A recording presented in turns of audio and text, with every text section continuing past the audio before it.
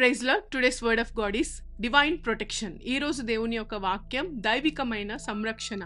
దేవుడి యొక్క వాక్యం ద్వారా ఆయన మనకి రక్షకుడుగా ఉన్నాడు. దేవుడు మనల్ని ఎప్పుడు ప్రొటెక్ట్ చేస్తూ ఉంటాడని ఒక వాక్యం ద్వారా మనందరినీ దేవుడు బలపరుస్తున్నారండి. మనం చూసుకుంటే సామ్స్ చాప్టర్ 91 verse 7లో 1,000 may fall at your side and 10,000 at your right hand but it will not come near you అని ఈ యొక్క వాక్యం ద్వారా దేవుడు మనందరితో కూడా మాట్లాడుతున్నారండి. ఈ వాక్యం చూడగానే అందరికీ కోవిడ్ టైంలో మనం అందరం కూడా ఈ యొక్క వాక్యాన్ని ఏ విధంగా ధ్యానించి ఉన్నాము.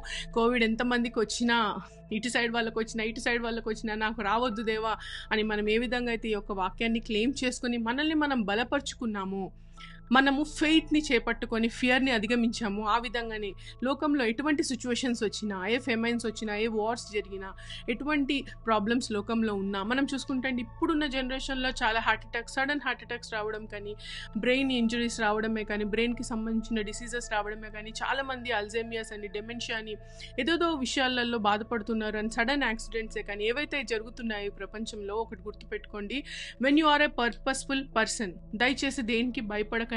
దేవుడు మీతో మాట్లాడుతున్నారు.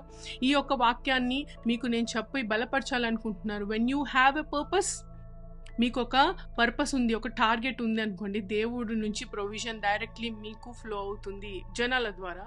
At the same time you will be guaranteed with long life. మీరందరూ కూడా దేవుని యొక్క లాంగ్ లైఫ్తో తృప్తిపరచబడతారు. కాబట్టి దేవుని యొక్క పర్పస్ కలిగి ఉండండి, దేవుని మీద ఫెయిత్ కలిగి ఉండండి. ఈ యొక్క వాక్యం ద్వారా దేవుడు మనకి a powerful declaration of his divine protection గురించి మాట్లాడుతున్నారండి.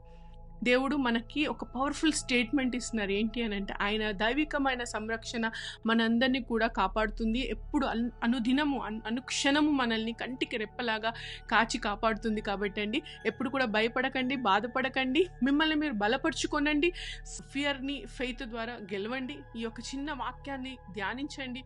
తద్వారా మీ యొక్క లైఫ్లో ఏ భయం అయితే మీకు కలుగుతుందో అది దేవుని యొక్క పర్పస్ కోసమే వాడండి. ఆ భయాన్ని అధిగమించండి. తప్పకుండా మీరందరూ కూడా అండి ఈ యొక్క వాక్యాన్ని చదివి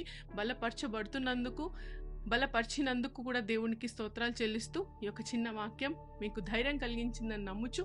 షాలోమ్. God bless you.